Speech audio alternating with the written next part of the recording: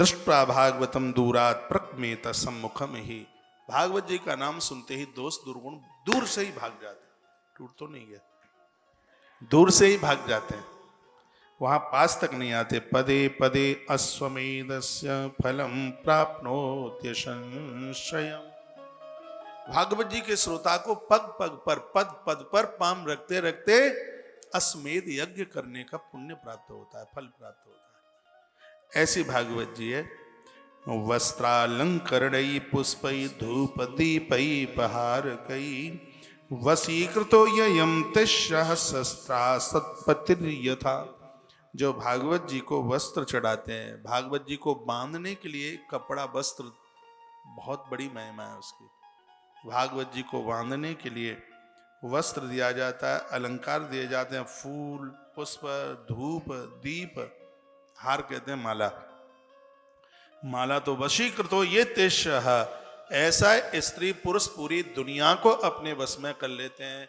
जो भागवत जी को दिया जलाते हैं, धूप लगाते हैं, फूल माला चढ़ाते हैं, तुलसी चढ़ाते हैं भागवत जी के ऊपर, और वस्त्र चढ़ाते हैं भागवत जी को, वस्त्र में लपेट करके रखते हैं। और वर्णन किया गया है वशीकृतो, वो लोग संपूर्ण धरती को अपने वश में कर लेते हैं। भागवत जी को वस्त्र चढ़ाने का इतना बड़ा फल है।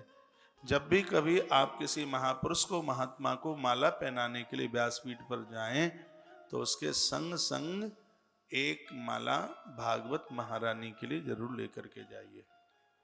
भागवत जी को तुलसी की माला, आप किसी साधु के गले में तुलसी पत्र की माला पहनाते हैं तो सीधे नहीं, पहले उसको भागवत जी के ऊपर, यदि तुलसी की माला पहना रहे हैं, तुलसी पत्तों की माला कोई तभी पहन सकता है जब वो भगवान का निर्माल्य बन चुका है, उसको भगवान को समर्पित कर दिया है, तभी तुलसी पत्र की माला कोई साधु महात्मा वक्ता तभी उसको पहन सकता है।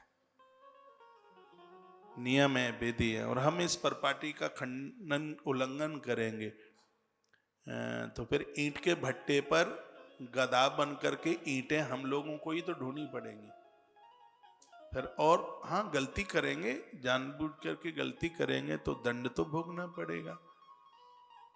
तो भागवत जी को मैंने कल भी बोला है, जब आप आते हैं, मैं तो इस पूरे स्टाफ को कहता हूं, अभी तो श्रद्धा की बात है, मेरे कहने से क्या होता है। मैं महाराज जी के साथ 3.25 साल तो रहा ही हूं।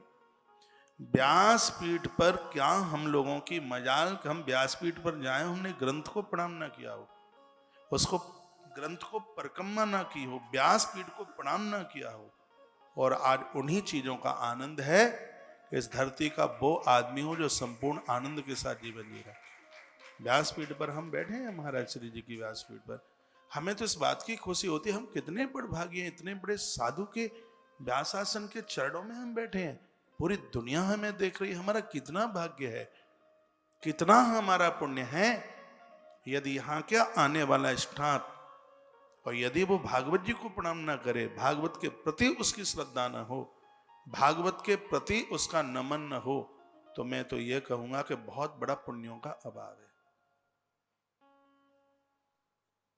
यहां मैं धर्मवाणी को आऊं, धर्म यात्रा को आऊं, या फिर मंगलवाणी के लिए आऊं, व्यासासन की तरफ यहां आना है, तो मन ही कभी मान ही नहीं सकता कि हम इसको परिक्रमा ना करें, इसको प्रणाम ना करें। ये साक्षात हरि रूप है, साक्षात भगवत रूप है।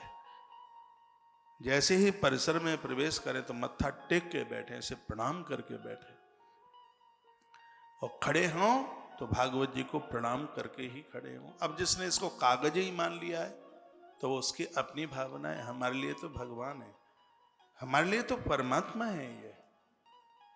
मैंने तो बहुत वर्षों इनको मुकुट लगाया है, पंख लगाया, मोर पंख, लेकिन इस समय वो मुकुट और पंख जीर्ण विदीर्ण हो गया है। अब यहाँ से जाने के बाद बढ़िया सा भागवत भगवान के लिए मुकुट लेना है, उनके लिए मोर पंख लेना है। थोड़े मंदिर के सिंहासन भी दचक पिचक से गए हैं। अभी आने से पहले एक दिन सोच भी रहे थे, लेकिन टाइम नहीं मिल पाया भगवान के लिए उनके सिंहासन बदलने, टूट फूट से गए। तो बड़ा आनंद आता है इसमें, कोई इस माहौल में जिए तो सही, बहुत आनंद है। और मुझे लगता है इससे बढ़िया कोई जिंदगी है ही नहीं। लोग कहते हैं क्या स्वर्ग, अरे भल क्या स्वर्ग, स्वर्ग धरती पर है, बैकुंठ धरा पर उतर के आया है, तो उसका अनुभव तो करके देखो। बैकुंठ धरा पर है, बैकुंठ कहाँ है? जहां आप प्रफुल्लित हैं, आपका रोम रोम खुश हो रहा है, वहां बैकुंठ है।